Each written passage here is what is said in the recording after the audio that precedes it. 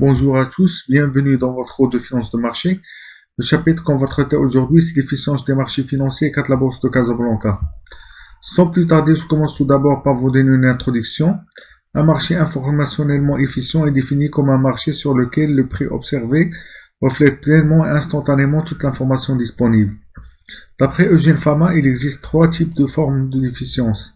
L'efficience faible, l'efficience semi-forte et l'efficience forte. Dans la forme faible d'efficience, l'ensemble d'informations disponibles comprend uniquement l'historique des séries des prix et des rendements. La forme semi-forte renvoie à un ensemble d'informations comprenant toute l'information publique, rapport annuel, annonce de bénéfices, etc. La forme forte renvoie à un ensemble d'informations comprenant à la fois l'information publique et l'information privée. Sur le plan économétrique, dans le cadre théorique des marchés financiers efficients, les changements de prix des titres suivent une marche au hasard, c'est-à-dire que les évolutions des prix sont indépendantes des prix de passé. Il est alors impossible de prévoir les évolutions futures puisqu'ils sont totalement aléatoires. La problématique est la suivante. Est-ce que le marché financier marocain est efficient? Validation empirique d'efficience.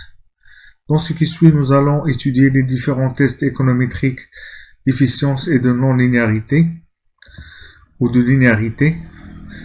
Ces tests sont l'absence de corrélation sérielle, test de Land, test de Box-Pierce, test d'indépendance des rendements, test BDS après filtrage de la série par un modèle ARMA-PQ, test de la nature de la non-linéarité de la série, exposant de Lyapunov, estimation des RS, exposant de Hurst et du processus ARFIMA. Les graphiques suivants montrent bien l'évolution du Massey au niveau en différence première et l'évolution de logarithme de Massey au niveau en différence première. La série s'étale du 1er janvier 2002 au 28 septembre 2018 avec un nombre de 4176 observations. Nous avons choisi une fréquence journalière parce que les études de détection de cas nécessitent un grand nombre de données. La série est transformée au logarithme afin de tenir compte de la non-stationarité en variance. Les statistiques descriptives de l'indice Massey dans les informations suivantes.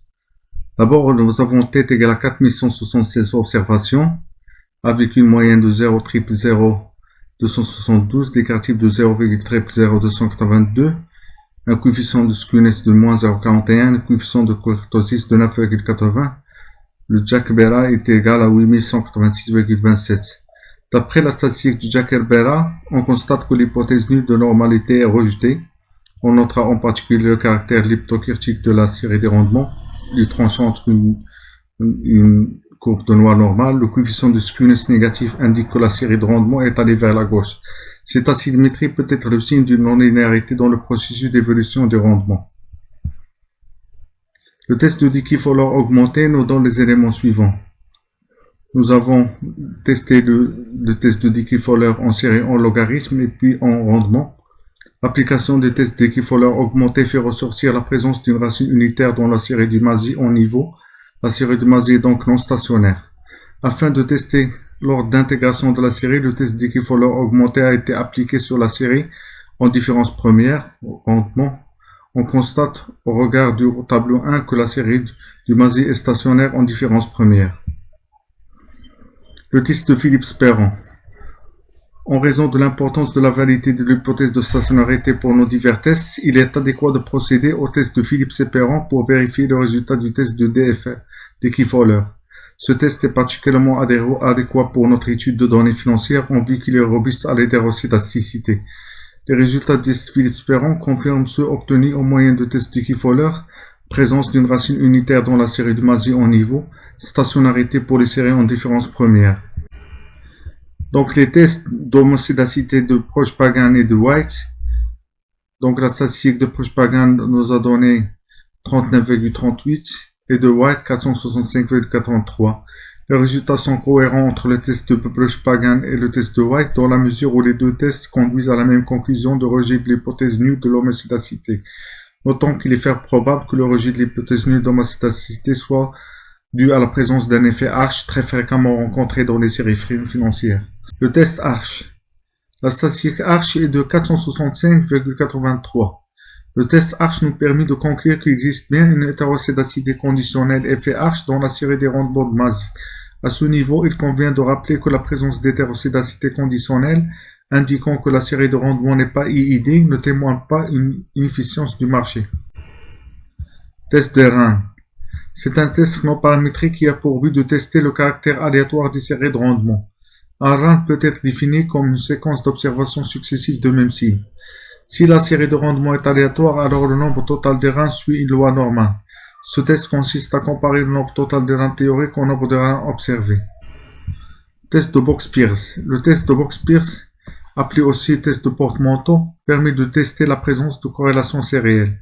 Si l'hypothèse nulle d'absence d'autocorrélation est rejetée, cela signifie que leurs rentabilités sont autocorrélées. Le test de Box-Pierce permet d'identifier le processus sans mémoire, suite aux variables aléatoires indépendantes entre elles. Au seuil de 5%, la statistique Box-Pierce, valeur absolue de Q long, est supérieure à Q2 à 1 moins alpha et h degré de liberté. D'où le rejet de l'hypothèse nulle d'H0 d'indépendance des rendements. Le test de Box-Pierce est sensible à la présence d'hétérocédacité, ce qui met en doute ce test car le comportement de Mazet est hétérocédastique. La présence de corrélation sérielle est un indicateur de rejet de l'hypothèse d'efficience du marché. Néanmoins, il faut signaler que le test de Box-Pierce est très sensible à la présence d'hétérocédacité, ce qui nous incite à utiliser avec précaution les résultats de ce test, car les séries de rendement de Mazet sont hétérocédastiques. On va expérimenter un autre test, c'est le test de mémoire, le test de rapport de variance, ce test de marche aléatoire considéré comme plus puissant que le test de Box-Pierce. Donc le test de rapport de variance, nous remarquons que le nombre de retards est entre 2 et 4096, avec les coefficients Z qui sont supérieurs en valeur absolue 1,96, sauf pour les trois derniers éléments, au 1024, 2048 et 4096, ce qui signifie que pour ces trois, il existe un phénomène de marche aléatoire. Le test de rapport de variance a été appliqué pour diverses valeurs du paramètre de truncature XI. On a ainsi fait varier XI de 2 à 4096. Ce choix d'une valeur importante de XI vise à ne pas négliger la mémoire longue qui pourrait exister dans la série de rendement et qui serait occultée si l'on retenait une trop faible valeur pour le paramètre de truncature.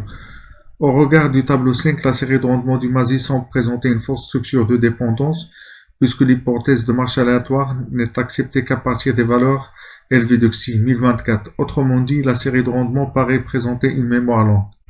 Le tableau suivant montre l'estimation du modèle ARMA 03. On remarque que les trois coefficients du modèle sont significatifs. L'objet de l'estimation de ce modèle est le filtrage de la série de rendement pour tester la non-linéarité. Test BDS. La statistique BDS en valeur absolue est supérieure à 1,96. Ceci nous mène à rejeter l'hypothèse nulle à 0 d'indépendance des rendements. C'est un test puissant qui confirme que le marché financier n'est pas efficient. Les résultats montrent bien que l'hypothèse nulle d'une série EID est nettement rejetée. Les valeurs de la statistique BDS sont nettement supérieures à 1,96. Ce test appliqué à la série filtrée de toute dépendance linéaire montre bien que le processus générateur des rendements boursiers est non linéaire. Néanmoins, la statistique BDS ne nous permet pas d'identifier le type de non-linéarité. S'agit-il d'une non-linéarité induite par un processus déterministe chaotique ou en revanche une non-linéarité induite par un processus stochastique? L'objet de ce qui suit est de tester le caractère du modèle sous-jacent au moyen des outils de détection du chaos. Test du chaos, exposant de Lyapunov. Le tableau suivant montre bien les résultats de l'exposant de Lyapunov pour des temps correspondant à 10 jours environ 2 semaines et 40 jours environ 2 mois. On a par ailleurs fait la dimension de prolongement de 3 à 10. Le plus grand exposant a un signe positif. Cela veut dire que le processus est bien chaotique. Test du RS, exposant de Hurst. D chapeau est égal à H chapeau moins 1,5. D chapeau est égal à 0,59 moins 1,5 est égal à 0,09. Puisque la valeur de l'exposant de Hurst est dans l'intervalle 0,5,1, la série Mazet présente donc un effet de Joseph de dépendance de Benoît Mandelbrot en référence au récit biblique qui se trouve aussi dans le Saint-Coran. Mazet présente un effet de persistance ou de surdiffusion entre les déplacements successifs.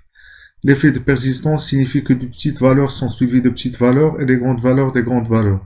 Sachant que les séries persistantes ont une mémoire longue, alors la série Mazet présente une mémoire longue. Modèle Arfima. Le tableau suivant donne le résultat de l'estimation du modèle Arfima 2 D1 de la série du Mazet. Le modèle Arfima 2 0,0429 a été choisi en se basant sur des critères d'information d'Akaiki et de Schwartz. Une remarque très importante à lever est que le paramètre d'intégration fractionnaire est égal à peu près à 0,09, ce qui équivaut au paramètre fractionnaire calculé par la méthode de l'exposant de Hurst. Cette statistique confirme le fait que la série MASI présente un effet de Joseph de Mandelbrot et présente une structure de dépendance de long terme, ce qu'on appelle une mémoire longue. Le graphique suivant montre bien à la fois les résidus du modèle ARFIMA et les résidus du modèle ARMA 3.1. D'après les caractéristiques de ces graphiques, on voit bien qu'ils s'approchent d'un bruit blanc. D'après les critères de prévision EAM et RMCE, le modèle ARFIMA permet d'obtenir des prévisions plus pertinentes que les prévisions de marche au hasard. Cette étude met en relief le fait de l'importance de tenir en compte du comportement de long terme de la série MASI. La série paraît prévisible à long terme, donc en guise de conclusion, il est possible d'établir des stratégies rémunératrices sur le marché boursier. Ceci rend d'autant plus vulnérable l'hypothèse d'efficience.